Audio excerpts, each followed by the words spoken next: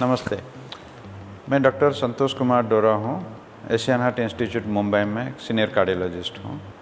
आज हम heart arrhythmia की ट्रीटमेंट के बारे में डिस्कस करेंगे। हार्ट एरिथमिया जैसे मैंने पहले डिस्कस किया था कि हार्ट रेट बहुत लो होने से भी उसको ब्राडिकार्डिया कहते हैं, ये एक टाइप का एरिथमिया है। हार्ट रेट बहुत तेज़ गति में जाता है तो उसको टैकीकार्डिया कहते हैं, ये एक टाइप का एरिथमिया है। और हार्ट बीट अगर इरेगुलर है तो ये एक टाइप का एरिथमिया है जिसको एट्रियल फिब्रिलेशन कॉमनली कहते हैं, वो एक टाइप का एरिथमिया है। बहुत तरीके से एरिथमिया है जिसको डिफरेंट प्रोसेस में ट्रीट किया जाता है।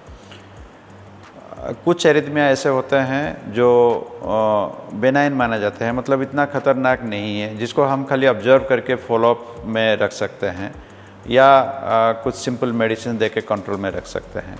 लेकिन कुछ एरिथमिया ऐसा है जो घातक होते हैं और ख़तरनाक होते हैं, जिसको इमीडिएटली ट्रीट करना चाहिए और नहीं तो फिर ज़िंदगी के ऊपर खतरा रहता है। अगर ब्राडिकार्डिया के बारे में बात करें तो हाई ग्रेड एवी ब्लॉक या कंप्लीट हार्ट ब्लॉक, ये सब ऐसा एरिथमिया है जिसमें हार्ट रेट बहुत कम रहता है और इसमें पेशेंट बार बार चक्कर आके गिर जाने की चांसेस रहती है और अगर ट्रीटमेंट नहीं हो तो फिर लाइफ रिस्क भी रहती है। तो इसमें एक पेसमेकर एक इंस्ट्रूमेंट होता है। पेसमेकर में इसको इलाज किया जाता है। पेसमेकर एक छोटा सा इंस्ट्रूमेंट होता है जिसको स्किन के नीचे, ये कोलार बोन के नीचे इसको फिक्स किया जाता है और उसमें एक या दो वायर वेन के थ्रू हार्ट के अंदर से उसको फिक्स किया जाता है। पेसमेकर का काम ये होता है कि ये जब भी हार्ट बीट 60 या 50 से कम होगा तो पेसिंग स्टार्ट कर देगा। तो पेसमेकर हार्ट बीट को 50 या 60 से कम होने नहीं देगा। तो जो पहले 20-30 तक हो जाता था, ब्राडिकार्डिया होकर पेशेंट को प्रॉब्लम होता था, वो फिर नहीं होगा। तो ये ब्राडिकार्डिया जो हार्ट बीट कम होने का एक ट्रीटमेंट है।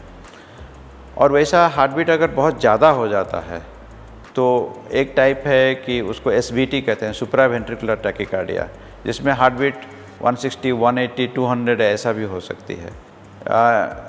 एक चीज़ है जो उसको एट्रियल फ्लटर कहते हैं। हार्ट के अपर चैम्बर जब बहुत तेज़ गति से बीट करना जाता है, उसको एक टाइप है एट्रियल फ्लटर है, उसमें भी हार्ट बीट बढ़ जाता है। और एक टाइप है जिसको एट्रियल फिब्रिलेशन कहते हैं, उसमें भी हार्ट बीट बहुत तेज़ हो जाता है। तो इसको हम कैसा ट्रीट करते हैं? उसमें एक प्रोसीजर है जो electrophysiology study and radio frequency ablation. उसमें जहाँ जहाँ सर्किट है, सपोज सुप्रावेंट्रिकुलर टैकीकार्डिया, ये एक हार्ट के अंदर एक सर्किट की वजह से होता है।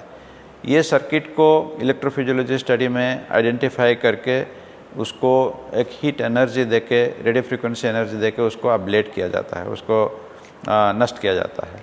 अगर सर्किट नष्ट हो गया तो फिर ये जो धड़कन वाला चीज़ फिर नहीं होता है। रेडियो फ्रिक्वेंसी अब्लेशन एक टाइप का ट्रीटमेंट है। और कुछ टाइप का एरिथमिया है जैसे वेंट्रिकुलर टैकीकार्डिया, इसमें भी हार्ट की जो लोअर चैम्बर है जिसको वेंट्रिकल कहा जाता है, ये बहुत तेज़ गति से जाता है। ये भी एक लाइफ रिस्क रहता है।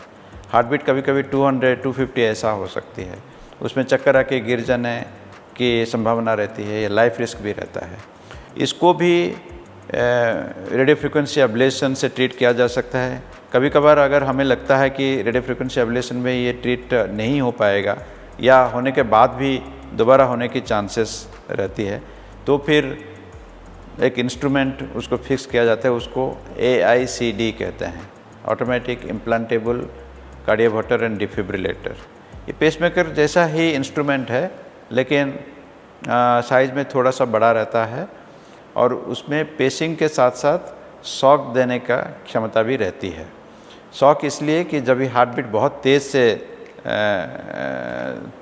तेज़ हो जाता है, ये डिवाइस उसको डिटेक्ट करके शॉक देके ठीक कर देता है।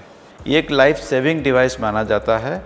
और जिस पेशेंट्स को ये प्रॉब्लम वेंट्रिकुलर टैकीकार्डिया की प्रॉब्लम की चांसेस रहती है, जैसे पहले हार्ट अटैक हुआ है और हार्ट की मसल में स्कार्स बन गया है, इस टाइप के पेशेंट जिनको हार्ट की पंपिंग कम है और वेंट्रिकुलर टैकीकार्डिया पहले भी हो चुका है, आगे भी होने के चांसेस रहता है, इनको AICD लगाया जाता है। ये एक लाइफ सेविंग डिवाइस है। तो वैसा जो एरिथमिया है, कोई कोई एरिथमिया ऐसा होता है जिसको हम मेडिसिन से भी मैनेज किया जा सकता है। तो डिफरेंट तरीक़ा से एरिथमिया को ठीक किया जाता है।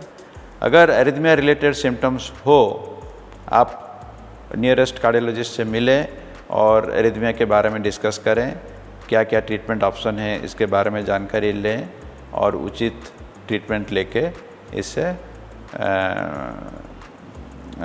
मुक्ति पाएँ।